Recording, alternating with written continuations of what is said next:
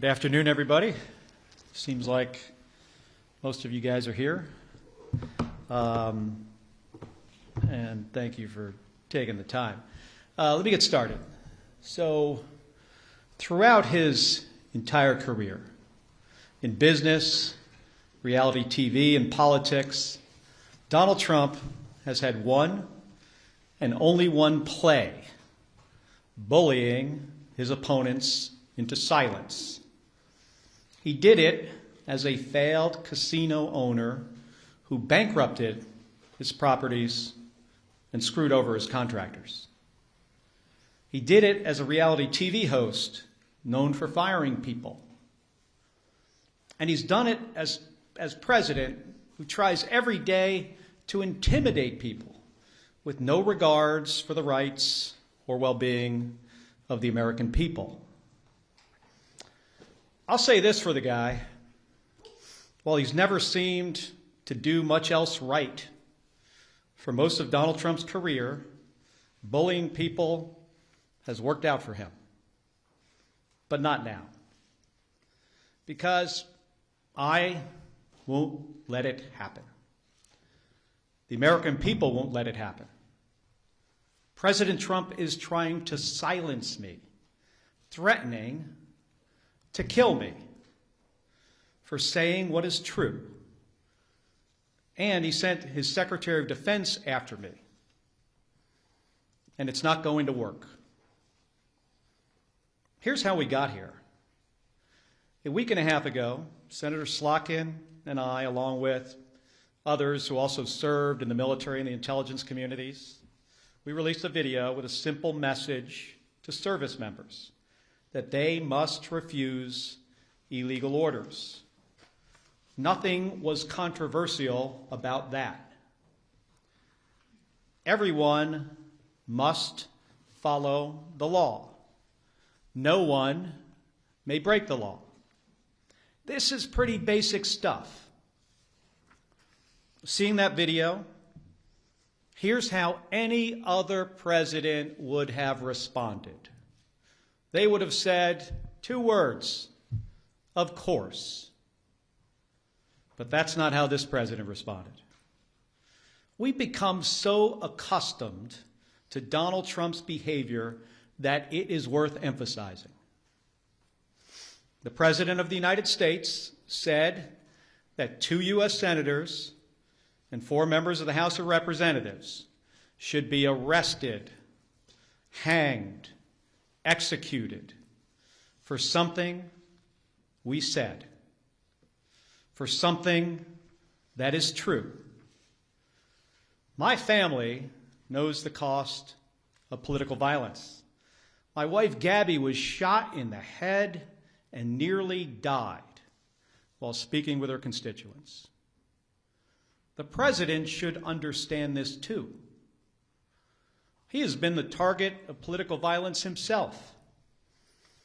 The Speaker of the Minnesota House of Representatives, Melissa Hortman, and her husband were murdered in their home this year.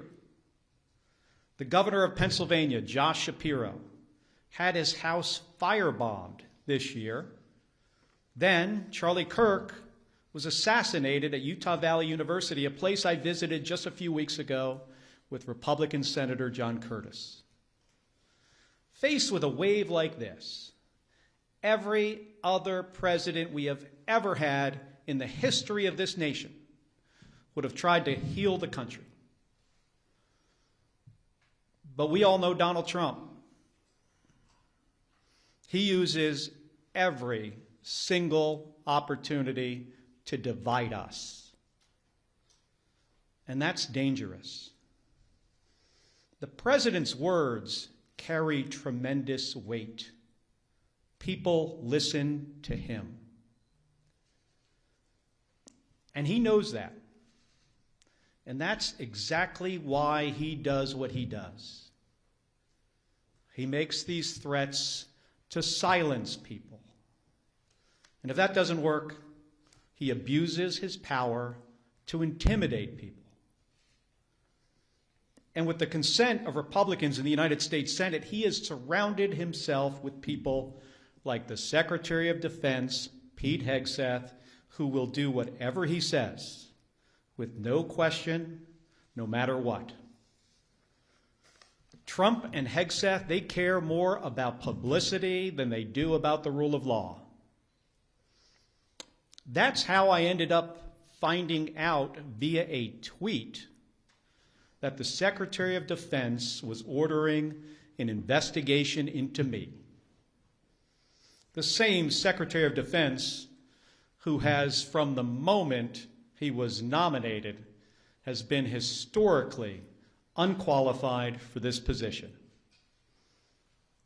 The same Secretary of Defense who is reported to have ordered a second strike to kill shipwreck survivors in the Caribbean. If there is anyone who needs to answer questions in public and under oath, it is Pete Hegseth. It's a dangerous moment for the United States of America when the president and his loyalists use every lever of power to silence United States senators for speaking up.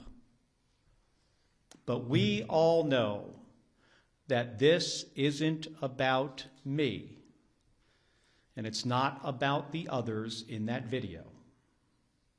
They're trying to send a message to retired service members, to government employees, to members of the military, to elected officials, and to all Americans who are thinking about speaking up. You better keep your mouth shut or else. This has been a singular focus of President Trump's second term. Not addressing costs, not creating jobs, intimidating people, and going after the people he views as his political opponents. He's done it to companies. You better write a check to build my ballroom, or I might not approve your merger. He's done it with universities. You better fire your president, or I'll pull your research funding. He's even done it to late-night hosts. You better not make jokes that I do not like, or I'll get you taken off the air, and I'm going to take your company's broadcast license. And he does it every week with Republicans in the House and the Senate. You better toe the party line, or I'll make sure you never get reelected. Folks, this comes at a cost. And not only to American companies, colleges, and comedians. It damages every American's freedom of speech and the balance of powers that form the foundation of our democracy. Because when Republicans in Congress are too afraid to disagree with this president, it means that his bad ideas go unchallenged. He has slapped reckless tariffs on countries across the globe, skyrocketing the cost of everything from groceries to school supplies. Republicans historically, well, at least a year ago, they hated tariffs. But when it comes to voting to undo them, they are too afraid of Donald Trump. So Americans pay more for just about everything because of spineless politicians. It's the same with healthcare costs. There are Republicans in the House and the Senate who really want to do something to prevent these healthcare premiums from spiking for millions of Americans. The solutions are simple, but President Trump says he doesn't want to, so nothing happens. Nothing except a government shutdown. It goes on and on. The president has gone too far. Everybody needs to wake up. The occupant of the Oval Office is ignorant to the Constitution and has no regard for the rule of law. Trying to silence me, in proposing to court-martial me, in threatening to kill me, for fighting back when our democracy demands that we must fight back. President Trump has crossed the line. And this time, it's not going to work. I will not be intimidated by this president. I am not going to be silenced by this president or the people around him, because I've given too much in service to this country to back down to this guy.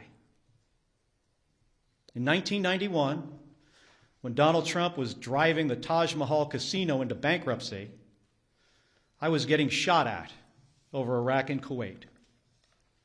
In 2001, after Donald Trump said that the collapse of the Twin Towers meant he now owned the tallest skyscraper in Manhattan, I was carrying flags honoring 9/11 victims into space on a rocket ship. In 2003, when Donald Trump was writing birthday greetings to the monster Jeffrey Epstein, I was the first on the scene to recover the bodies of my fellow astronauts who died when Space Shuttle Columbia exploded during re-entry. In 2011, when Trump was hosting a reality show and peddling conspiracy theories against President Barack Obama, I was sitting next to my wife's hospital bed as she recovered from a gunshot wound to the head. My point is this: I've been through a lot worse in service to my country. The president and Pete Hegseth are not going to silence me. They aren't going to keep me from speaking out, and they're not going to keep me from doing my job. Enough of the bullying, enough of the intimidation, enough of the threats, enough of your nonsense. Doesn't help anyone in our country afford their groceries or pay their medical bills. And it erodes the rights of every American. My job is to fight for them, to stand up for the Constitution, and nothing is going to stop me from doing my job. Thank you, and I'll take some questions. Hold on a second. Give me that folder there.